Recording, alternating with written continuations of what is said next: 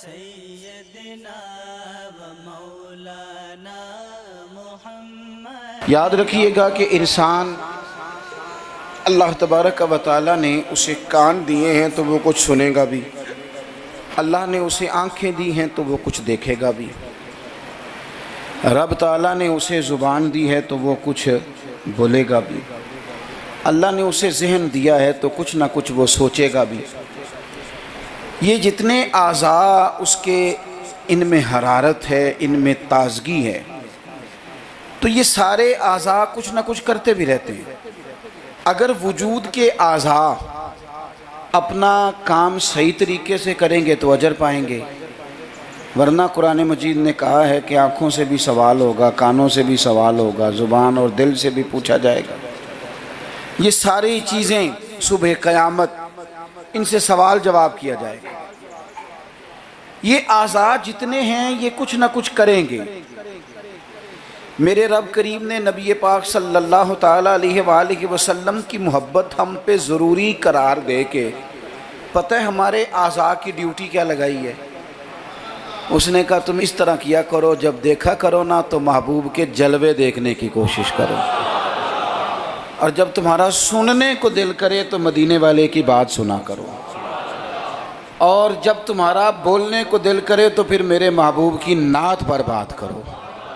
یہ اپنے اعضاء کو اس کام لگاؤ، یہ تمہاری محبت مصطفیٰ کریم علیہ السلام میں یہ چیزیں تمہارے لیے دلیل بن جائیں گی، یہ ایک نمونہ بن جائیں گی کہ حضور سے پیار ہے۔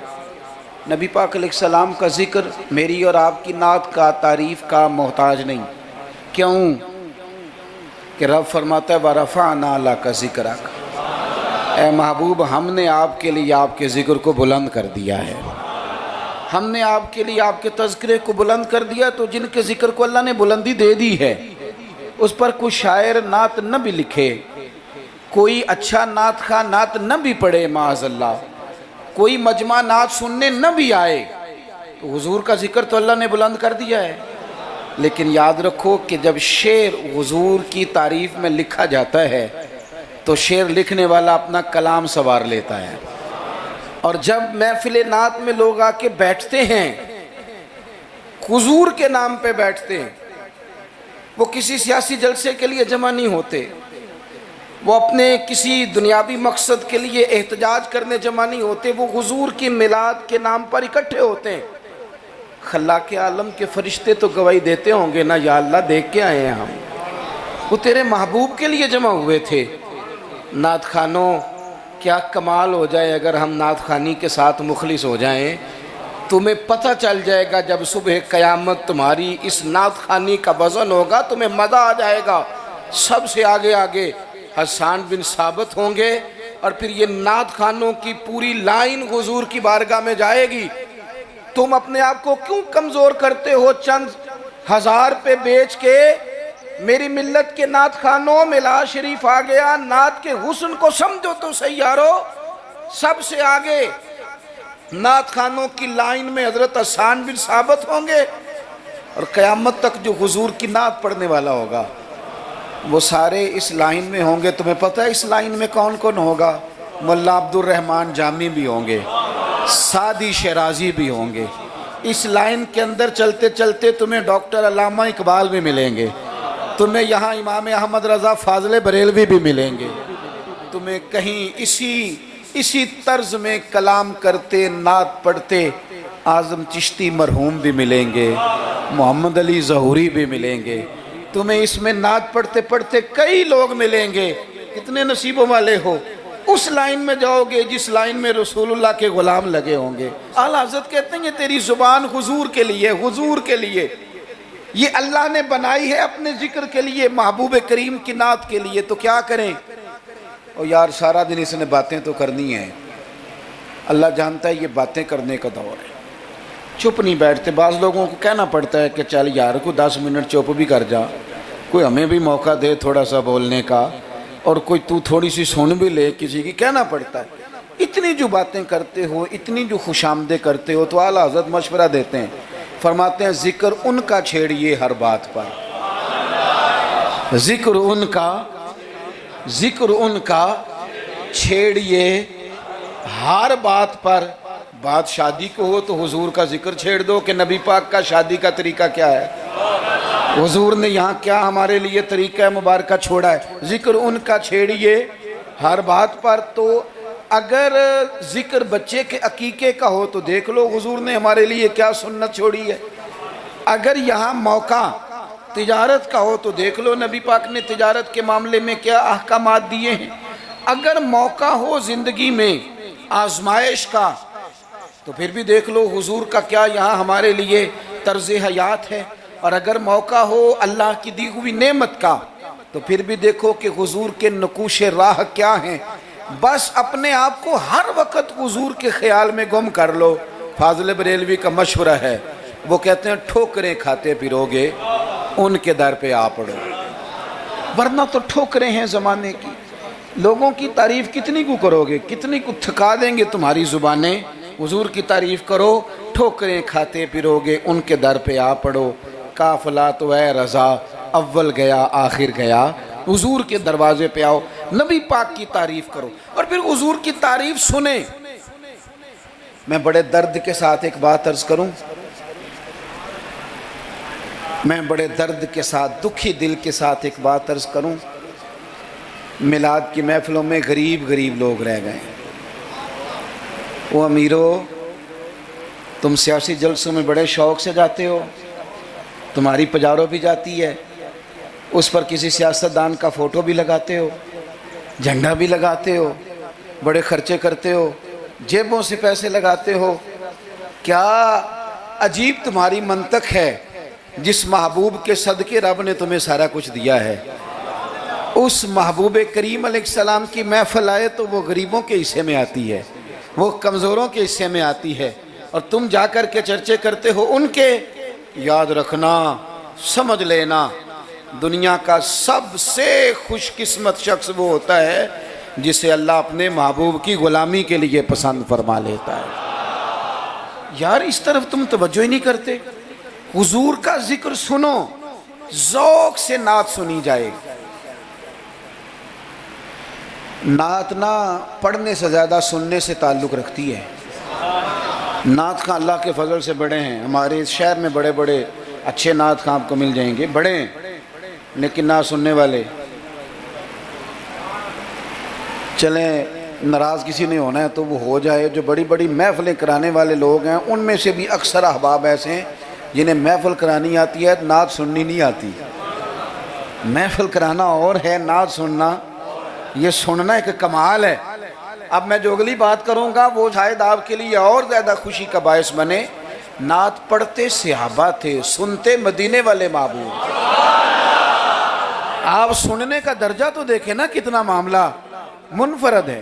حضور کے ذکر کو سننا, نبی پاک کی بات کو. یہ منافقوں کا طریقہ تھا کہ حضور کی بات جب ہوتی تھی, نبی پاک جب بات کرتے تھے تو وہ کھیل کود میں لگ جاتے تھے.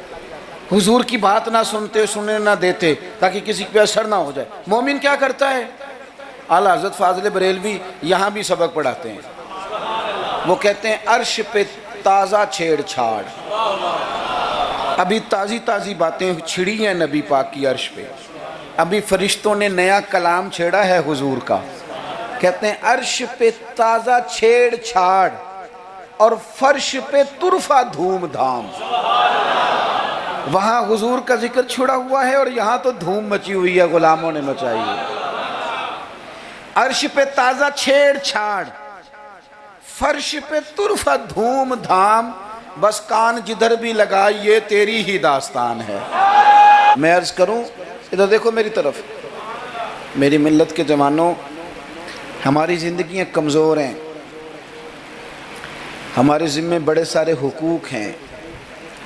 بوڑھے ماں باپ کے جھریوں والے چہرے ہمیں بڑا پریشان کرتے ہیں.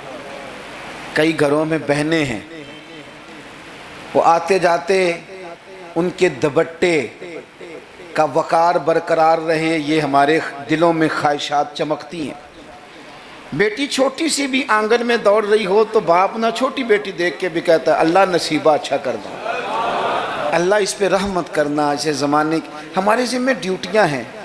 ان ڈیوٹیوں کے لیے نا ہم اپنے گھر سے نکلے ہوئے ہیں، کوئی مزدوری کرتا ہے، کوئی محنت کرتا ہے، کوئی ادھر جاتا ہے، اس رستے میں نا ہمارا کئی لوگوں سے واسطہ پڑتا ہے، کچھ ہم سے اپنے قصیدے پڑھواتے ہیں، کچھ تعریفیں کرواتے ہیں، کئی جھوٹ بلواتے ہیں، کئی کہتے ہیں تو یہ والا کام کر پھر نوکری مل جائے گی، کئی کہتے ہیں تو میرے ساتھ لگ جا، تو کہہ کہ میں بڑا اچھا آدمی ہوں تو شاید میں تجھے کسی یورپ کے ملک کا ویزا دلا دوں۔ یہ جھوٹے ہیں سارے، یہ جھوٹی تعریف کرائیں گے، تیری زبان کو دھوکے کا عادی کر دیں گے، تیرے مزاج کے اندر ایسی چیزیں بھر دیں گے جو تیرے لیے نقصان کا باعث ہوں گے، یہ تجھے پتلی کا تماشا بنا دیں گے، ریموٹ کنٹرول بنا دیں گے۔ یہ دنیا تھکا مارتی ہے، یہ اتنا دیتے نہیں جتنا پریشان کرتے ہیں۔ یاد رکھو یہ ساری چیزیں دھوکہ ہیں۔ دنیا میں ایک دروازہ ایسا ہے جس کی تعریف کرو نا تو دنیا بھی آخری حد تک ملتی ہے، اور آخرت میں تو خدا پھر فضل ہی بڑا فرمائے گا، اور وہ دروازہ ہے مدینے والے محبوب کا، وہ نبی کریم کا دروازہ ہے۔ حضور کی جو تعریف ہے نا، جو نبی پاک کی چوکھٹ کی تعریف کرنے والے ہیں، حضور کے دروازے کی جو تعریف کرنے والے ہیں نبی پاک کی، ان میں سادے سادے لوگ بھی ہیں۔ مجھے نہیں پتا کہ زیادہ سریلا نعت خواں کون ہے، مجھے نہیں پتا آج کل زیادہ ریٹ کس کا ہے، میں نہیں جانتا، لیکن ایک بوڑھی سی اماں مدینہ شریف میں، سادی بالکل اور ان پڑھ بھی جملے پنجابی کے بھی ٹھیک نہیں ادا کرنے آتے۔ میں حضور کی بارگاہ کی حاضری دے کے آ رہا تھا تو بالکل باہر نا مسجد نبوی شریف کے جنگلے سے باہر نکل کے وہ بوڑھی اماں، سادے سے کپڑے، پنجاب کی تھی، کسی گاؤں کی تھی، اور عمر بھی بہت زیادہ تھی۔ اس کے سادے سے جملے وہ دور بیٹھ کے نا، چونکہ قریب تو خواتین کا آنا درست ہے بھی نہیں اور وہ آنے بھی نہیں دیتے، پیچھے باہر ہم نکلے بازار میں تو وہاں نہ شاید کسی کا انتظار کر رہی تھی، بچے نے وقت دیا ہوگا کہ اماں تو یہاں بیٹھ جانا تو میں آ جاؤں گا، تو وہاں بیٹھی تھی۔ چلیں میں نے بھی بہت سارے نعتیں سنی ہیں الحمدللہ، سنتے رہیں گے جب تک زندہ ہیں، پر اس بوڑھی اماں کے نا دو جملے، دو فکرے، پھٹ گیا میرا کلیجہ، اور کئی دن میں روتا رہا۔ وہ اپنے لب و لہجے میں نا، اپنے انداز میں، سادے کپڑے اس کے اور سادہ اور پرانا دوپٹہ، اور زمین پہ اسی طرح بیٹھی تھی جس طرح غریب لوگ بیٹھ جاتے ہیں روٹی کھانے کے لیے، مزدور بیٹھ جاتے ہیں۔ پتہ کیا کہہ رہی تھی؟ نعت کیا پڑھ رہی تھی؟ کیا اس کا انداز تھا نعت پڑھنے کا؟ وہ کبھی دیہاتوں میں سادی عورتیں جس طرح بات کرتی تھی، ہماری بوڑھی مائیں اس طرح وہ بات کر رہی تھی، اور اشارے کر کے نا مدینے کے در و دیوار کی طرف اپنا مزہ پورا کر رہی تھی، کہہ رہی تھی ویکھو نہیں ویکھو۔ اس کا لہجہ ہے، ادھار لے کے بات کر رہا ہوں، اس کا لہجہ ہے، اس کی بات ہے، اور شعر میں وزن کیسا ہے اور جملے کی ترتیب کیسی ہے یہ شاعر بتائیں گے۔ مجھے تو لطف آیا تھا تو میں بات آگے نقل کر رہا ہوں۔ وہ کہہ رہی ہے اور وہ مطلب عوام کو متوجہ نہیں کر رہی، وہاں تو ہے ہی کوئی نہیں، اکیلی بیٹھی ہے، اپنا ذوق پورا کر رہی ہے، اور لگتا ہے کہ وہ نا، مجھے یوں لگتا ہے کہ جیسے نا وہ حور و غلمان کو متوجہ کر کے کہہ رہی ہے، اور اس کی آنکھوں میں آنسو ہیں۔ تھوڑی دیر اتنا روتی ہے کہ آواز بھار آتی ہے اس کی، پھر دوبارہ بات شروع کرتی ہے، پھر اپنے پلو سے آنسو پہنچتی، کہتی کیا ہے؟ کہتی ہے ویکھو نی ویکھو کڈے کرم کمائے سوں، میرے جے گندے مندے بھی دارتے بلائے سوں۔ اب ویکھو نہیں ویکھو، ویکھو نہیں ویکھو کڈے کرم کمائے سوں، اب میرے جے گندے مندے بھی دارتے بلائے سوں۔ تھوڑا چاچ جانا چاہیے حضور سے پیار کرنے کا، تھوڑا نہ چاچ جانا چاہیے، تھوڑا طریقہ ہونا چاہیے۔ اس کے لیے مہنگی محفل کی ضرورت نہیں، اس کے لیے ذرا ذوق کی ضرورت ہے۔ اس کے لیے میرے پاس نا، میں چھوٹا آدمی ہوں لیکن کم از کم 100 مجھے روز پیغام ملتے ہوں گے کہ پیر صاحب ٹائم چاہیے، پیر صاحب ٹائم۔ اب تو میں کئی دفعہ اتنا مجبور ہو جاتا ہوں کہ سوچتا ہوں یار میں چھوٹا آدمی ہوں، یہ مثلاً کیا کس حد تک انسان جو ہے وہ چلے گا۔ فجر کے بعد میں نے بیان کیا، زور سے پہلے میں نے بیان کیا، زور کے بعد میں نے بیان کیا، ابھی بھی میں بیان کر رہا ہوں۔ پر میں اپنی حیاتی تو قربان جاواں، میری تے محمد محمد پکیندے گزر گئی۔ ہے بڑا مزیدار کام. بڑے لوگ ٹائم لینے آتے ہیں, بڑی بڑی سفارشیں کہتے ہیں انٹرنیشنل ہماری محفل ہے, انٹرنیشنل محفل ہے, فلانا بھی آیا, فلانا بھی آیا, فلانا بھی آیا, اتنے عمرے کے ٹکٹ, اپنا اپنا ذوق ہے. یہ بھی اچھے لوگ ہیں, کمال بات ہے. ایک دور سے جنوبی پنجاب سے بوڑھے بابا جی آئے, ان کو نہیں زیادہ, یہ بڑے سلیقے سے لوگ آتے ہیں, سفارشی رکے بھی لے آتے ہیں, اور بھی بڑی چیزوں کا پتہ ہوتا ہے, کس اینگل سے جائیں گے تو کام بنے گا, سارا سلیقہ آتا ہے. لیکن وہ کسی نے کہا تھا کہ لگا جدوں میدان ازل دا تے لوکی چوراں وانگ سدھائے, کسی نے لوٹ لی علم دی دولت, کوئی میر فقیر بنائے, آزم ویخ مقدر ساڈا اسی عشق خرید لے آئے. تے کسے دے سر تے تاج امامت اس علم پڑھاون سکھیا ہے, تے کسے نے پہنے فقر دا چوغا انہیں زہد کماون سکھیا ہے, آزم ویخ مقدر ساڈا اساں یار مناون سکھیا ہے. اپنے اپنے نصیب کی بات ہے. وہ بڑے لوگ آتے ہیں. میں آپ کو جو بات جہاں آپ کو کھڑا کرنا چاہتا ہوں وہاں آئیے گا. ایک سادے سے بزرگ سے, سیدھے سادے تھے, کندھے پہ رومال رکھا. جمعے والے دن میں گزر رہا تھا تو میرے کان میں ہلکی ہلکی بات, پریشرائز کر کے نہیں, کہنے لگے پیر صاحب جدوں بھی ٹائم ہوئے نا, مہینے نو, چون نو, چھیاں نو, سال نو, دو نو, یہ انداز ہے. جدوں بھی ٹائم ہوئے نا تو ایک چھوٹی جی محفل کرنی, میں ماڑا بندہ جے, تھوڑی جی میری تنخواہ ہے, میں کمیٹی پائی یار مہینے پیسے رکھنا, جدوں تھوڑے کٹھے ہو جان تے سونے دا میلاد کردہ. بڑی بڑی میں نے تقریریں سنی ہیں, بڑے بڑے واعظ سنے ہیں, حضور کی محبت پہ کلام سنے ہیں, مزہ آ جاتا ہے.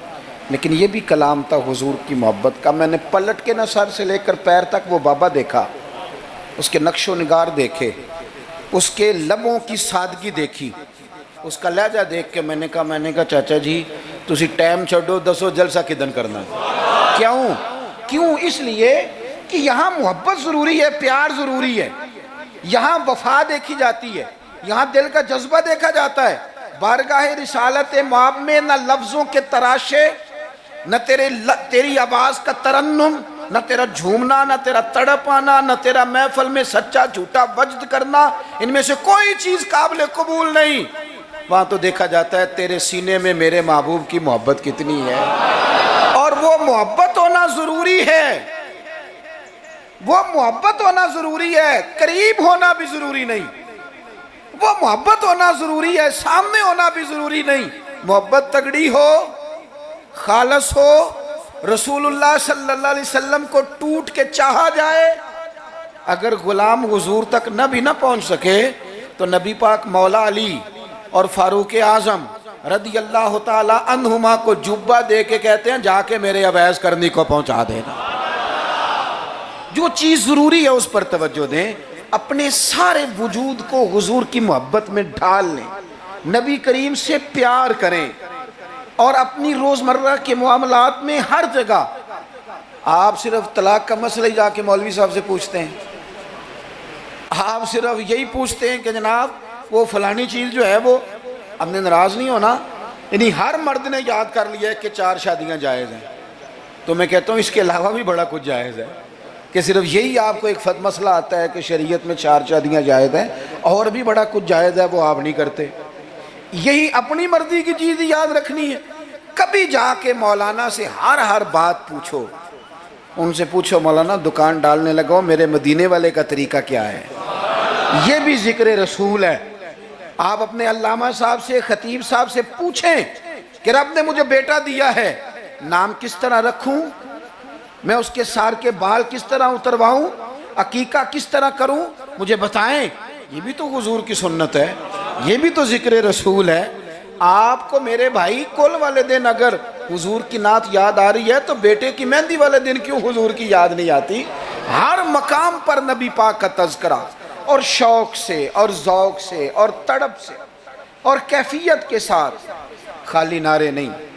کچھ جگہیں ایسی ہوتی ہیں جہاں بندے کی باڈی لینگویج بھی بتاتی ہے, لفظ ساتھ نہ بھی دیں اس کا وجود بتاتا ہے کہ اسے پیار ہو گیا حضور سے, اس کی طبیعت بتاتی ہے. آپ دیکھیے ہمیں کتابوں میں ملتا ہے سیاستہ کی صحیح روایات میں کہ یہودیوں کا ایک بچہ تھا, وہ چھوٹا بچہ تھا، وہ کوئی لمبی چوڑی بات کرنے کی پوزیشن میں نہیں تھا، بس آ کے نا حضور کے سامنے کھڑا ہو جاتا. اور شارحین کہتے ہیں زیادہ پتہ وہ ڈیوٹی کیا کرتا تھا، بس محبوب کا چہرہ دیکھتا رہتا تھا، بس دیر تک نا حضور کو دیکھتا رہتا. نبی کریم کبھی کبھی کوئی کام بتاتے تو کر آتا، یہودی کا بیٹا تھا، پیار ہو گیا اسے نبی پاک سے. آپ کے بیٹے کو بھی ہو سکتا ہے، میرے بیٹے کو بھی ہو سکتا ہے. شرط یہ ہے کہ وہ اپنے ابا سے حضور کی نعت سنے. اس نے اپنے ابا سے دولت کی تعریف سنی تو اسے دولت سے پیار ہو گیا.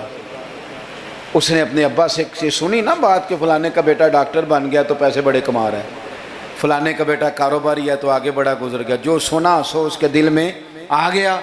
اگر یہ سنے گا تو حضور کا پیار بھی آ جائے گا. وہ نبی کریم کی بارگاہ میں کھڑا رہتا ہے، حضور کی زیارت کرتا ہے، خدمت کرتا ہے یہودی کا بیٹا. میرے محبوب بڑے کریم ہیں. میں بڑی ذمہ داری سے آپ کو عرض کرتا ہوں، حضور بڑا ہی اجر عطا کرتے ہیں. وہ یہودی کا بیٹا تھا، بیمار ہو گیا، قربان جائیں. ایک دن نظر نہیں آیا تو حضور فرمانے لگے چلو نا تیمارداری کرنے چلے. حضور تیمارداری کرنے کیسے نصیب ہیں، کیسی خوش بختیاں ہیں. سرکار سرانے بیٹھے ہیں، نبی کریم علیہ السلام کرم فرما رہے ہیں. حضور کی وہ محبت دیکھی نا تو وہ غریب یہودی، اسے پتہ تھا سرداروں کے طریقے کیا ہیں، اسے پتہ تھا چودھریوں کے سلیقے کیا ہیں. اسے خبر تھی کہ خان ہو تو ان کے مہمان بھی کوئی خان ہی ہوتے ہیں. انہیں خبر تھی کہ عام لوگوں کا طرز حیات کیا ہے. لیکن وہ سمجھ گیا کہ میرے جیسے غریب کے بچے کی تیمارداری کرنے جو آئیں وہ دنیا دار نہیں، وہ اللہ کے سچے رسول ہیں. حضور صلی اللہ علیہ وسلم نا اس چھوٹے بچے سے بات کر رہے ہیں. ادھر دیکھنا میری طرف، چھوٹے بچے سے. اب میں نے جو بات کہنی ہے اگر آپ کی سمجھ میں آ گئی تو ٹھیک ہے، نبی آئی تو بات ٹھیک ہے. پیار نبی پاک سے خالص کرنا، انشاءاللہ رسول پاک تیمارداریاں فرمائیں گے، کرم نوازیاں فرمائیں گے. پیار خالص کرنا، نیرا نعرہ نہ لگانا، صرف تقریر میں بات نہ رہے، نکابت خطابت اور یہ مائک کی حد تک چیزیں نہ رہ جائیں، کوئی اس کا عملی ثبوت بھی ہمارے سامنے آئے. حضور اس بچے سے بات کر رہے ہیں، فرماتے ہیں کلمہ نہیں پڑھ لیتا. قربان جائیں. کسی کو ابا نے کلمہ پڑھایا، کسی کو اماں نے پڑھایا، کسی کو مفتی صاحب، پیر صاحب، علامہ صاحب، صوفی صاحب، درویش نے پڑھایا. اس کے بھی تو ذرا نصیب دیکھو نا، کلمہ نہیں پڑھ لیتا. تو اس بچے نے نا نظروں ہی نظروں میں اپنے باپ کی طرف دیکھا.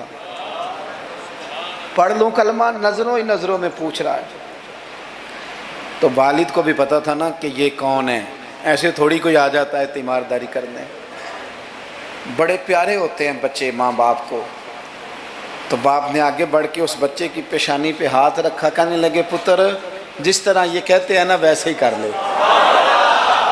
آپ پیار تو خالص کریں نبی پاک سے. حضور نے کلمہ پڑھایا، وہ شخص کلمہ پڑھ کے مسلمان ہو گیا، اس کی روح پرواز کر گئی. بڑا نصیبوں والا تھا جس کا جنازہ بھی مدینے والے محبوب نے پڑھا، جس پر کرم نوازیاں بھی حضور نے فرمائی. میرے بھائی حضور کے ساتھ پیار ہو. اپنے گجرانوالہ میں ایک دن سفر کر رہا تھا تو روڈ سے نیچے اترا ہوں، بالکل عین فجر کے بعد مجھے کہیں دور جانا تھا. تو سامنے نا بڑا سارا لکھا ہوا تھا، کیا آج آپ نے درود شریف پڑھا ہے؟ وہ پڑھا، میں نے پڑھا تو میں نے درود شریف پڑھنا شروع کر دیا، یعنی جاری ہو گیا. جس نے لکھا ہے اللہ اسے جزا عطا کرے، جس نے لکھا ہے اللہ اسے. یہ مسجد میں کسی جگہ نکلتے وقت، آتے وقت، جاتے وقت، دکان پہ آپ درود شریف لکھ دیتے ہیں نا، ایک دفعہ تو بندہ نظر اٹھاتا ہی ہے نا پڑھنے کے لیے. تو آپ بتائیں اگر کسی نے دیکھ کے ایک دفعہ بھی پڑھ لیا تو لکھنے والے پر اللہ کتنا فضل فرمائے گا. درود و سلام نہ طبیعت کو میٹھا کر دیتا ہے، طبیعت کو ٹھنڈا کر دیتا ہے. مولانا ابو نصر رحمت اللہ علیہ وہ فرمایا کرتے تھے، کہتے تھے میں رات کو نا کبھی کبھی مدینہ شریف نکلتا تھا تو ایک درویش دودھ لے کے باہر آیا کرتا تھا. دودھ لے کے وہ باہر نکلتا تھا تو پتہ کہتا کیا تھا؟ کہتا تھا دودھ پی لو. تو لوگ پوچھتے تھے کتنے کا ہے؟ کہتے کوئی نہیں، بس تم دودھ پی لو اور مدینے والے پہ درود پڑھ دو. بھائی اتنا ہی، اتنی بات ہے، پیتے جاؤ اور درود شریف پڑھتے جاؤ.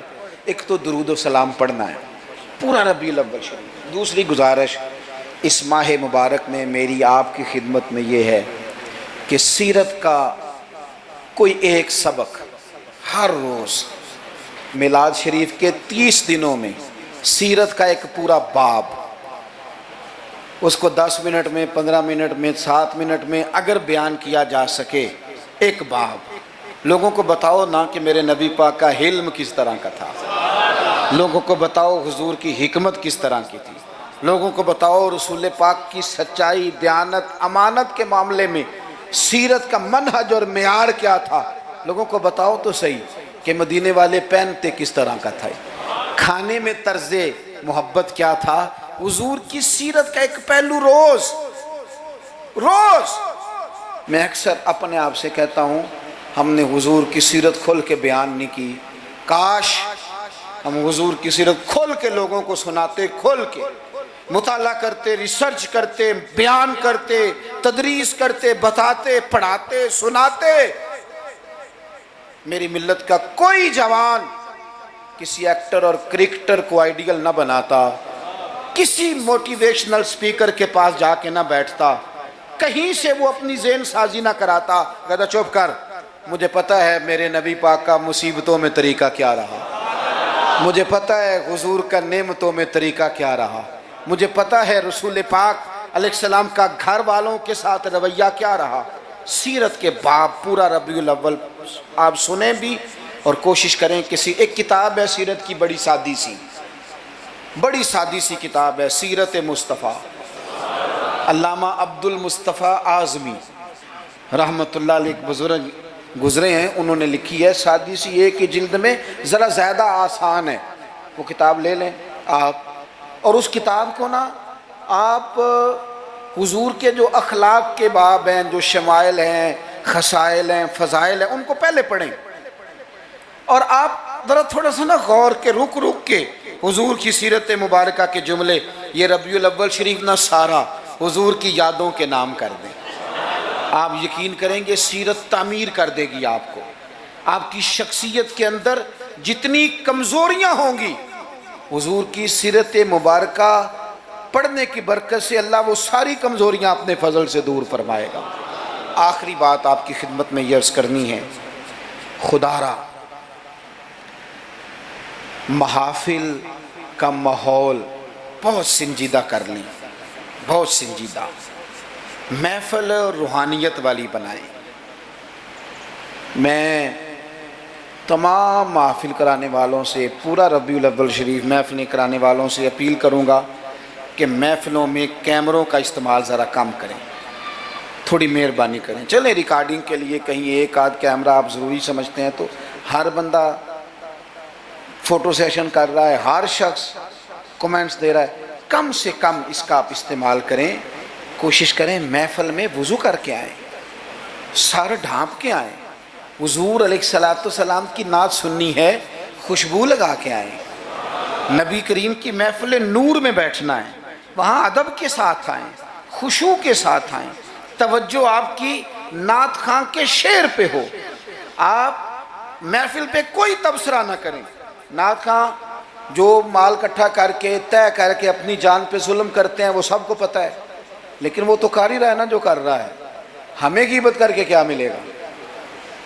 آپ نصیحت کے انداز میں کو بات کریں تو کریں، محفل کے اندر بیٹھ کے اس کی نعت بھی سن رہے ہیں اور ساتھ ساتھ جناب آپ تبصرہ بھی کر رہے ہیں کہ 40,000 لیتا ہے، تو آپ کو تو کوئی نعت کا مزہ نہ آیا، آپ تو اسی چکر میں رہے کہ اس نے لیا کیا ہے۔ آپ چھوڑیں اس بات کو، آپ اپنا سرور اور ذائقہ پورا کریں، خوبصورت محفل کریں، کوشش کریں اتنا رش نہ ڈالیں کہ وہ مجلس اتنی لمبی ہو جائے کہ پھر صبح فجر کی نماز کے لیے لوگوں کے لیے مشقت بنے۔ آپ 1-1.5 گھنٹے میں بڑا معقول پیغام، سونی نعت، ویسے بھی اگر آپ ایک آدھ نعت خواں کو دعوت دیں گے تو اس کا فائدہ آپ کو یہ ہوگا، میرے بھائی کے سٹیج پہ لڑائی نہیں ہوگی کہ پہلے میں نے جانا ہے اور میں نے 6 جگہ پہ جانا ہے اور میں تو آ گیا ہوں تو میرا شکر ادا کرو، یہ جان چھوٹی رہے گی آپ کی۔ آپ اچھے طریقے سے ایک شخص کو موقع دیں، وہ 2 نعتیں پڑھے، 3 پڑھے، ایک سونی تلاوت کریں۔ ایک بات جو ہر سال کہتا ہوں پھر کہہ لوں،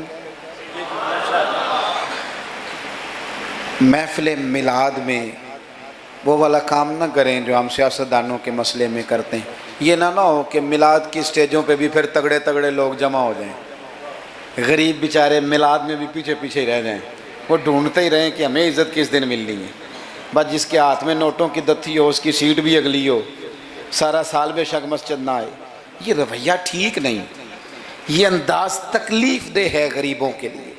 آپ یہ رنگ اختیار ہی نہ کریں, اور مہربانی کریں. آپ تو کہتے ہیں کہ میلاد شریف کا لنگر برکت والا ہے, اور آپ تو کہتے ہیں یہ محفل سارا سال برکت والی ہوگی. تو آپ کے بیٹے کے نام کی جو دعوت ہوتی ہے ولیمے کی, اس میں بھی آپ چھتوں سے ڈبے پھینکتے ہیں چاولوں کے, اس میں بھی آپ یہی سلوک کرتے ہیں جوس والے ڈبوں کے ساتھ کہ چھت سے پھینک دیں, یہ لے لو میلاد کا ہے, میرے بیٹے کے ولیمے کا, اس طرح پھینکتے ہو. تو یہ حضور کے میلاد کے ساتھ یہ حال ہے. آپ وہاں بھی آپ نے ناراض نہیں ہونا. میں آپ کو, چونکہ میں روز جاتا ہوں تو میں حقیقت بتا رہا ہوں, چودھریوں کے لیے, خاص لوگوں کے لیے سونے دسترخوان, اعلیٰ غذائیں چن دی آپ نے, اور جناب وہ جو غریب طبقہ بیچارہ آیا تھا اس کو چھاپروں میں چاول پھینک دیا آپ نے. چے مانا دارت.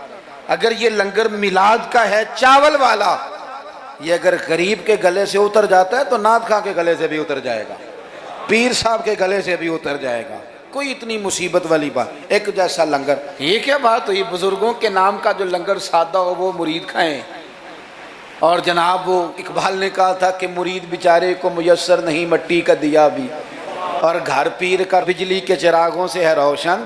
یہ رنگ. آپ عشرت قدوں میں رہیں, اور آنے والا اس کو سڑک پہ بھی سونے کی جگہ نہ ملے. یہ حضور کا میلاد ہے. آپ طے کر لیں کہ رسول پاک نے بتایا ہے کہ جس پلیٹ میں روٹی ابو بکر صدیق کھائیں گے اسی میں بلال حبشی بھی کھائیں گے. یہ طے کیا ہے میرے رسول پاک نے. ملت کے جوانوں, طے کرو حضور کے میلاد پر کہ جس پلیٹ میں کھانا فاروق اعظم نے کھایا ہے اسی میں کھانا حضرت عامر بن فہیرہ نے بھی کھایا ہے, اسی میں سلمان فارسی نے بھی کھایا ہے, صہیب رومی نے بھی کھایا ہے.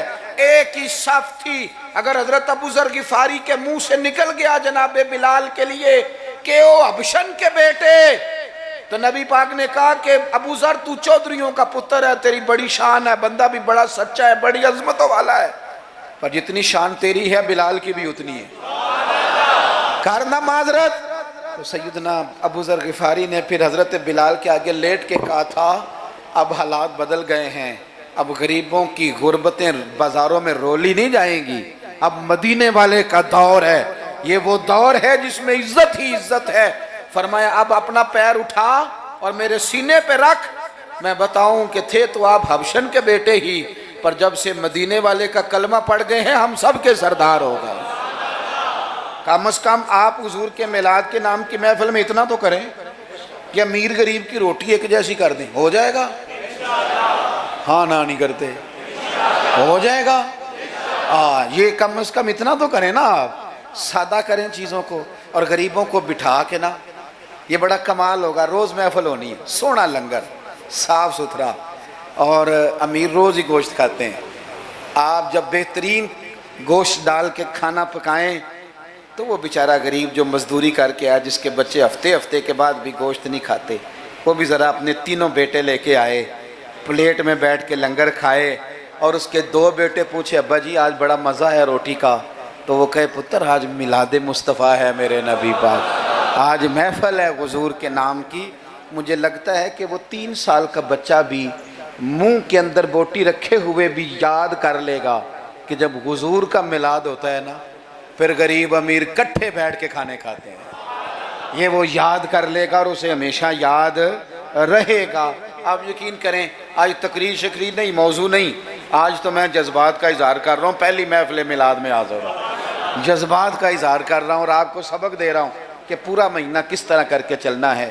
سونا ذکر کرنا ہے انشاءاللہ پورا مہینہ, اور سونی نعتیں پڑھنی ہیں انشاءاللہ, صبح و شام درود شریف پڑھنا ہے انشاءاللہ تعالی, اور انشاءاللہ تعالی مٹھائی کھانی بھی ہے, کھلانی بھی ہے انشاءاللہ, پورا لطف. مجھے ایک صاحب کہنے لگے, دلیلیں اپنی جگہ ہوتی ہیں, مجھے کہنے لگے ویسے آپ کے میلاد کے بارے میں جذبات کیا ہیں, آپ کے جذبات کیا ہوتے ہیں ربیع الاول میں؟ میں بات ختم کرنے لگا ہوں. میں نے انہیں کہا کہ میں کسان کا بیٹا ہوں.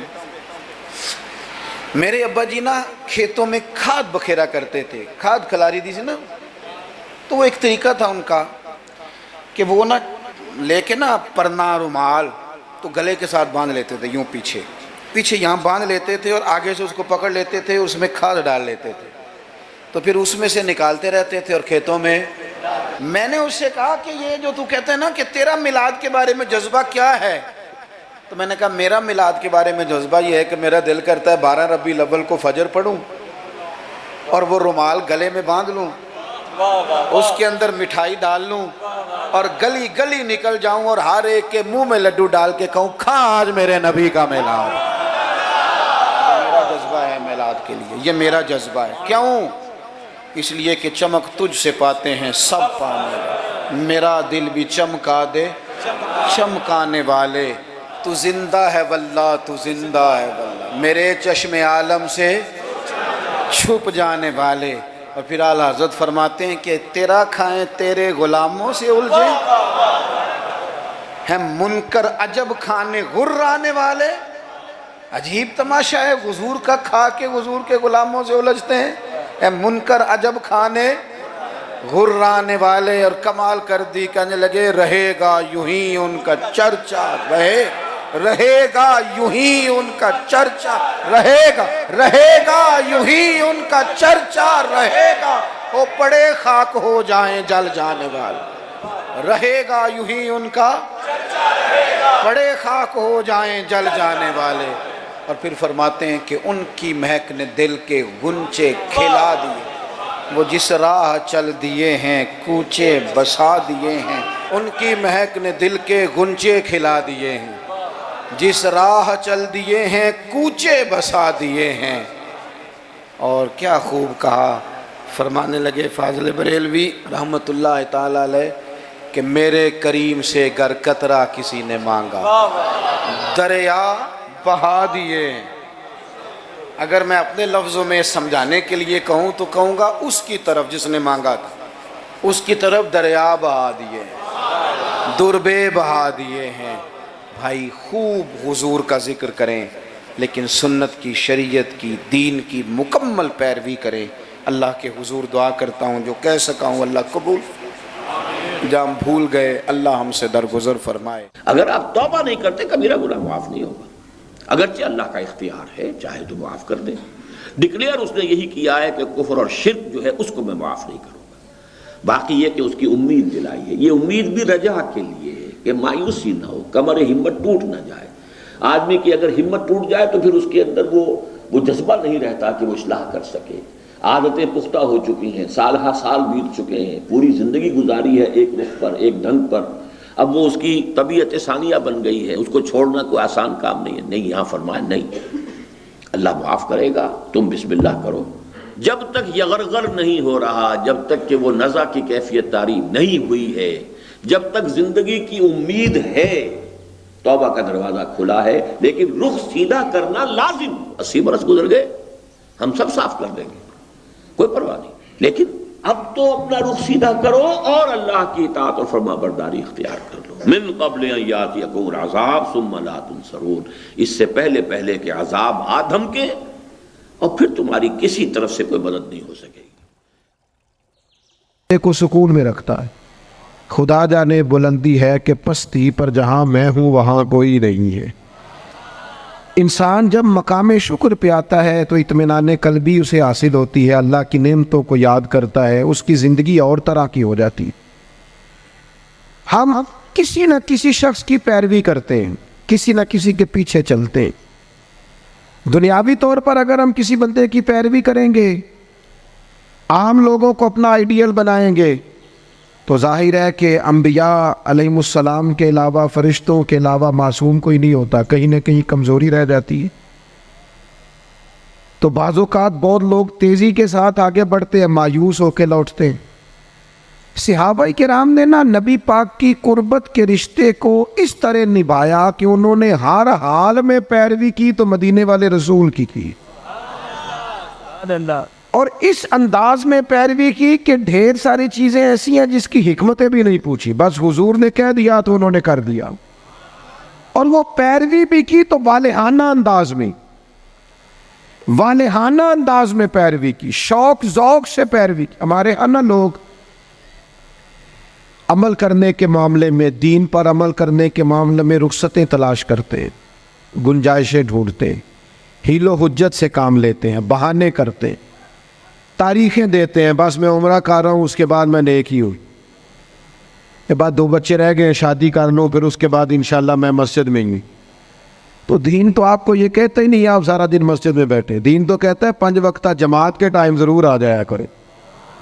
ہم بہانے کرتے ہیں، اور بہت سارے لوگ ایسے ہیں، میلاد منانے کا سب سے بہترین وقت پتہ کیا ہوتا ہے؟ جب آپ کے بچی اور بچے کی شادی ہوتی ہے، گھر میں خوشی کا ٹائم ہوتا ہے نا، اس وقت رب رسولوں کے جو دشمن ہیں ان کی ثقافت گھر میں آ گئی تو پھر آپ نے سمجھا نہیں دین کے مزاج کو۔ میں تو دیندار مانتا ہی اس بندے کو ہوں کہ جب اس کے گھر میں شادی ہو تو پھر پتہ چلتا ہے کتنا دیندار ہے۔ مسجد میں تو سارے دیندار ہوتے ہیں، کل جنازے 10ویں چہلم پہ سارے دیندار ہوتے ہیں، یہ تو پتہ ہی تب چلے گا بھائی جب تیرے بچے کی شادی ہوگی۔ اب تو شریعت کے تقاضے کتنے پورے کرتا ہے، تیری خوشیوں میں اللہ رسول کا ذکر کتنا ہے، اب تیری توانائی کا پتہ چلے گا کہ تو نے برادری سے، قبیلے سے، رسموں سے بغاوت کر کے نبی پاک کی پیروی کی ہے، یا تو حضور کی شریعت ایک طرف تھی اور رسم و رواج ایک طرف تھے اور تو رسم و رواج کا قائل ہو گیا۔ صحابہ کی زندگی کا معیار ہی یہ تھا کہ قبیلے کچھ کہتے تھے، علاقے کچھ کہتے تھے، ماں باپ کچھ کہتے تھے، باقی سارے کچھ کہتے تھے، لیکن وہ کہتے تھے ہم نے تمہارے رنگ ڈنگ نہیں دیکھنے، ہم نے تو مدینے والے کی محبت کے رنگ دیکھنے۔ بغاوت کی ان لوگوں نے، بغاوت۔ لوگ کہتے ہیں جی سارے یہ کر رہے ہیں، نیکیاں جمہوری ہوتی ہیں؟ ملک جمہوری ہے، نیکیاں نہیں جمہوری ہوتی کہ سارے کریں گے تو پھر میں کروں گا۔ نیکی نیکی ہوتی ہے۔ جناب صدیق اکبر کو پتہ چل گیا نا حضور کی غلامی کرنی ہے، پھر انہوں نے باقی شہر کا انتظار نہیں کیا کہ وہ بھی کلمہ پڑھے گا تو پھر میں پڑھوں گا، انہوں نے کہا بس ختم ہو گئی بات، ہمیں سمجھ آ گئی ہے، اب ہمیں کسی اور کی ضرورت نہیں، ہم دروازہ رسول کی غلامی کرتے رہیں گے۔ میرے عزیز، والہانہ انداز میں حضور کی غلامی، جہاں نبی پاک کا فرمان آ گیا کسی اور چیز کی ضرورت نہیں، جہاں حضور کے دین کی بات آ گئی فقط دین اسلام پر عمل ہوگا۔ جب تک یہ مزاج نہیں بنتا، ہم یہ ابھی کچھ عرصہ پہلے کی بات ہے، لمبی نہیں، فیملی میں، برادری میں شادی تھی قبیلے میں ہمارے عزیزوں میں، تو میرے دادا جان سے مشورہ لیا انہوں نے کہ میرج ہال میں شادی کرنی ہے، تو دادا جان ناراض ہو گئے، کہنے لگے کڑیاں کرو ٹوری دیا نے، میرج ہال نہیں جانا۔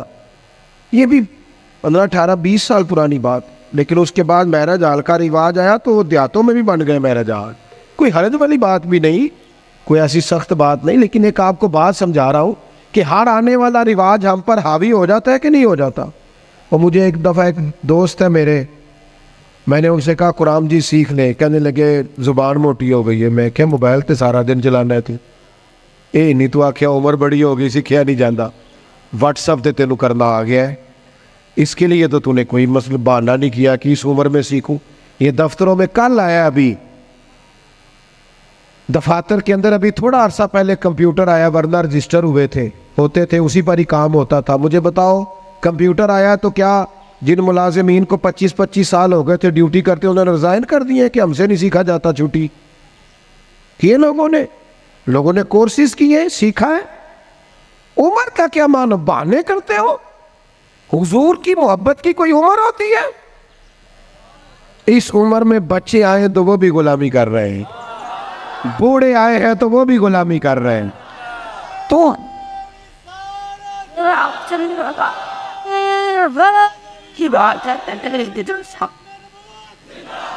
نبی پاک کی بات ماننی ہے تو والہانہ انداز میں ماننی ہے اور مزہ لے کے ماننی ہے، اور کہنا ہے میرے لیے کوئی حرف آخر ہے تو ذات مصطفیٰ ہے۔ حضور جمعے کا خطبہ دے رہے تھے، ایک شخص کھڑے ہو گئے تو نبی کریم نے نا جمعہ پڑھاتے پڑھاتے فرمایا بیٹھ جاؤ۔ ایک بندے سے کہا تھا، نام نہیں لیا، اور حضور کا طریقہ تھا کبھی بھی سمجھاتے نا تو بائی نیم بات نہیں کرتے، مطلق لوگوں کو کیا ہو گیا بیٹھ جاؤ. اس ایک بندے سے کہا تھا بیٹھ جاؤ، ایک ذرا اس کونے میں تھے، مسجد کی گلی میں تھے، ان کے کانوں میں آواز گئی بیٹھ جاؤ، وہ وہی بیٹھ گئے. ایک بنو غنم میں قبیلے میں تھے، ان کے کان میں آواز گئی بیٹھ جاؤ. انہوں نے ساتھ والے سے پوچھا نہیں کہ آپ کو تو نہیں کہا، کس کو کہا جا رہا، کانوں میں آواز گئی بیٹھ جاؤ، تو جہاں کوئی تھا وہ وہی بیٹھ گیا. نماز کے بعد محبوب نے پوچھا آپ کہاں تھے، آپ کہاں تھے، آپ حضور آواز آئی تھی بیٹھ گیا بیٹھ گیا بیٹھ گیا. جس کے کانوں میں آواز آئی وہ بیٹھ گیا. تو کریم فرمانے لگے نہ آپ سے کہا نہ آپ سے کہا، نہ میں نے تو ان سے کہا تھا. عرض کی حضور آپ نے نام تو نہیں نہ لیا، ہم نے نہ کبھی قطرے پہ غور کیا اور نہ دریا دیکھا، بس جہاں تیری جھلک دیکھی وہیں ڈوب گئے. اور سانو قید سجن دا گہنا ہے، او جینج رکھے او جرہن آئے. میں کہا بیٹھ جاؤ، لہذا بیٹھ گئے. بہانے بازی کرتے ہیں. ایک نوجوان سے میں نے کہا داڑھی رکھ لو، وہ کہنے لگا آپ دعا کریں. میں نے کہا روٹی بھی میری دعا سے ہی کھانا شام سے. دعا اس کے لیے آپ دعا کرا رہے ہیں؟ بھئی تو حضور سے پیار کرتا ہے اور یہ میرے نبی پاک کی میرا دل کرتا ہے. آپ اتنے سارے آئے ہیں. کہا یکم ربیع الاول کے بعد جوان داڑھی نہ مڑائے اور کوئی پوچھے کہ داڑھی رکھ لی ہے، کوئی یہ میلاد پہ رکھی ہے. یہ میں نے میلاد منایا ہے اپنے نبی پاک کا. میرا دل کرتا ہے خاتون پردہ شروع کر لے اور یکم ربیع الاول سے برقع اوڑھ لے، بلا ضرورت بلا مجبوری گھر سے نکلنا چھوڑ دے. اور جب کوئی اس سے کہے کہ آپ نے تو ماشاءاللہ پردہ شروع کیا، تو کہے وہ حضور کا میلاد آیا نا. اللہ کرے اس سال لوگ کہے کہ میں نے میلاد پہ کہا تھا، آج کے پاس سچ بولنا ہے اس لیے کہ سچے نبی کا میلاد آیا ہے. اللہ کرے ذہن بن جائے آج کے بعد دیانت دار رہنا ہے اس لیے کہ میرے نبی کا سب سے پہلے لوگوں کو تعارف ہی یہ ہوا تھا کہ سچ بولتے ہیں، دیانت داری کرتا ہے. اللہ کرے یہ سوچ بن جائے، ہم بہانے چھوڑ دیں. اور اگر آپ یہ کہ سوسائٹی کر رہی ہے تو ہم سوسائٹی کے غلام نہیں، ہم رسول پاک کے غلام. اگر آپ کہیں معاشرہ کر رہا ہے تو ہمیں معاشرے سے کیا لینا دینا، ہمارا تو سارا تعلق ذات رسول کے ساتھ ہے. اپنی زندگی کو پوری طرح سمیٹے اور دروازہ رسول پہ لے آئے. پتہ ہے آپ کو حضور نے فرمایا جب امتی نماز پڑھتا ہے تو میری آنکھیں ٹھنڈی ہوتی. تجھے مزہ نہیں آتا سجدے میں، تو سجدہ کرتا ہے تو حضور کی آنکھیں ٹھنڈی ہوتی. اور میں نے آپ سے اپیل کرنی ہے کہ آپ جب نماز کے لیے کھڑے ہو تو موبائل سائلنٹ نہیں کرنا ہے، اس کو بند کرنا ہے، کیونکہ سائلنٹ بھی توجہ اپنی طرف کراتا ہے اور ہم نے توجہ ادھر ادھر کرنی نہیں، رب کی بارگاہ میں آ گئے. یہ پورا میلاد کا مہینہ کوئی کہہ ہی دے گا نا آپ کو کہ بڑی تسبیح پڑھ لیجیے، لیکن یہ پورا مہینہ نا موبائل جیب میں تسبیح ہاتھ میں انشاءاللہ تو کہہ دے، اور سارا دن درود پڑھنا ہے رسول پاک. درود پتہ فائدہ کیا کرتا ہے؟ زبان کو میٹھا کر دیتا ہے، دل کو نرم کر دیتا ہے، روح کو تازہ کر دیتا ہے. اور ایک دفعہ پڑھو تو 10 رحمتیں آتی ہیں، 10 رحمتیں، اور پڑھتے رہو تو دائیں بائیں رحمت ہی رحمت رہتی ہے. ہر وقت ہی رحمت، ہر وقت ہی رحمت، ہر وقت ہی کمال. اپنا دل پورا لگا لو درود پاک کے ساتھ. اور ہر سال کہتا ہوں، اس سال بھی کہتا ہوں، میلاد پہ بھی نا تیروں کے، درویشوں کے، یہ سارے تو کہتے ہیں میلاد میں، سارے کہتے ہیں جی میلاد شریف کا لنگر ہے جی شفا والا، کہتے ہیں نا سارے. پھر کوئی عرض نہیں انشاءاللہ تعالیٰ، جو ساری قوم کھائے گی نعت خوامی وہی کھائے گا انشاءاللہ. شفا والا جو ہوا، پیر صاحب، خطیب صاحب، درویش صاحب سارے کھائیں گے وہی شفا والا لنگر. اور میلاد والے دن بھی غریبوں کو تم لنگر صحیح کر کے نہیں دیتے، وہ بھی وی آئی پیز کا لنگر ہی رہ جاتا ہے. خدا را اچھا کر کے تم کھانا بناؤ، اور جب وہ لنگر پکاؤ تو کوشش کرو کہ غریبوں کو بلا کے دسترخوان پہ بٹھاؤ. وہ ماڑا جدے بچے بوٹیاں نہیں کھاندے پوچھے گا نا اپنے والد نو کہ بجی اج بڑیاں رج رج بوٹیاں لبدیاں پہ تو کمال ہو گئی ہے، یہ بریانی کمال ہے کیا. تو ہو سکتا ہے ابا رو ہی پڑے، غریب آدمیوں کو پتر اج تینوں کوئی نہیں ڈکن لگا تو رج کے کھاج میرے نبی پاک دا ملایا دے. لیکن یہ بھی تم نے وی آئی پیز الگ کر دیے, امیر الگ کر دیے, اس کا لنگر یہ ہے, اے ساڈا مہمان خصوصی. اس کو کیوں نہیں مہمان خصوصی بناتے جس کو 25 سال ہو گئے فجر کی اذان پر؟ اس کو کیوں نہیں مہمان خصوصی بناتے جسے 30 سال ہو گئے ہیں مسجد میں جھاڑو دیتا ہے؟ وہ نہیں مہمان خصوصی بن سکتا؟ صرف اس کے ہاتھ میں نوٹوں کی دکھی نہیں. کرو مت ہے اہل دول رضا, پڑے اس بلا پہ میری بلا, میں گدا ہوں اپنے کریم کا. یہ میرا دین پارا نہ نہیں. حضور کے غلاموں سے پیار کرو اور میلاد مبارکہ میں غسل پیدا کرو اور تازگی پیدا کرو, اور کسی غریب کی بیٹی کی بیاہ کی کوشش کرو تاکہ رسول پاک علیہ الصلوۃ والسلام کی امت اس بات سے فائدہ اٹھائے کہ حضور کا میلاد شریف آیا. کوئی ایسا کام نہ کرنا جس سے محسوس ہو کہ کوئی میلاد نہیں منایا جا رہا, اپنا آپ دکھایا جا رہا ہے. کوئی کام نہ کرنا اس میں تو درویشی. مجھے ایک دفعہ میلاد شریف کے موقع پہ میرے کسی دوست نے میلاد ریلی پہ لکھ دیا زیر قیادت. میں نے کہا حضور کے نام کا جلوس اور میں قیادت کروں گا؟ چلے نظم ہوتا ہے بعض اوقات کہ یہ بندہ آگے چلے گا یہ پیچھے چلے گا, ورنہ یہ حضور کا میلاد ہے. جو سب سے پیچھے چل رہا ہے وہ بھی محبوب کی نظر میں اتنا ہی زیادہ معتبر ہے اتنا کہ سب سے کوئی آگے چلنے والا. اس لیے اپنے لہجوں میں حضور کی محبت پیدا کرو, عشاء پڑھے بغیر نہ سنو. اور آج تگڑا الارم لگانا ہے انشاءاللہ فجر باجماعت پڑھنی ہے انشاءاللہ تعالی. اور صبح کی فجر سے ارادہ کرنا ہے کہ فجر کے بعد پہلے تلاوت ہوگی, پھر حضور کی ذات پہ درود پاک ہوگا. اور ایک چھوٹی سی بات اور عرض کرنی ہے, خوشی کے موقع پہ اپنوں کو نہیں بھولنا. اب بیٹا بیٹھ جاؤ, تشریف رکھو, اللہ آپ کو سلامت رکھے. بعض بچے بیچارے بڑے پریشان رہتے ہیں اگر موبائل ہاتھ میں رہے تو. اللہ ان کو لمبی زندگی دے, صحت والی سب کو. آپ کھڑے ہوتے ہیں تو پچھلے پریشان ہو جاتے ہیں, نظر نہیں آتا ان. دوستو عید یہ جو کسی جس کو نہ بھی نہ منانا ہو, جب بندہ بیٹا بیاہ دے لگتا ہے تو خوشی بڑی ہوتی ہے نا. وہ بندہ کہتا ہے چل یار جانا تے میں نہیں سی, پر منڈے دی شادی ہے. عید کے موقع پہ بندہ دشمنوں کو بھی, جن سے مخالفت ہو ان کو بھی فون کرتا ہے. جس رشتہ دار سے ناجائز ناراض ہونا بغیر وجہ شرعی کے, میلاد سے پہلے اسے مناؤ, اسے فون کرو. تجھے کیوں نہیں ہاں نہ کی تھی جی, نہیں پروگرام ہلکا ہلکا ایسے کرتے ہو انشاءاللہ تو کہو. تسی آکو حضرت صاحب ایڈا اوکھا کام ہی دس چڑیا جی, سوکھا دسو. اسے کرو فون, اور اسے فون کر کے جب تم کہو گے نا السلام علیکم تو پریشان ہو جائے گا, کہے گا بھائیا خیر ہے تو مینوں ہی فون کر لیا. تو اسے کہو نا, پھر اسے کہو نا میں نہیں سی کرنا, عشق لگا سی کھیڈاں کھیڈ دی ہوں. اے کھیڈاں ہن بھول گئیاں, کجل پایا سی یار دے ویکھنے, پھر او دی یاد وچ روندیاں ہی ڈول گئیاں. پر حیدر شاہ اس گلی کدے نہ رول دی, میں تینوں کدوں فون کرنا, میری بھی کوئی آکڑ ہے معاذ اللہ, پر ہن کرنا ہے کیونکہ حضور کا فرمان ہے. حیدر شاہ اس گلی کدے نہ رول دی, پر ہن تے رول دی میں رول گئیاں. ہم نے اپنوں کو قریب کرنا ہے, پیار کرنا. میلاد کی بولی محبت کی بولی ہے, اور یہ خوب بولنی ہے. میں بلبل خوش لہجائے گلزار نبی ہوں, میٹھی میری باتیں ہیں کیونکہ نمک خار نبی ہو.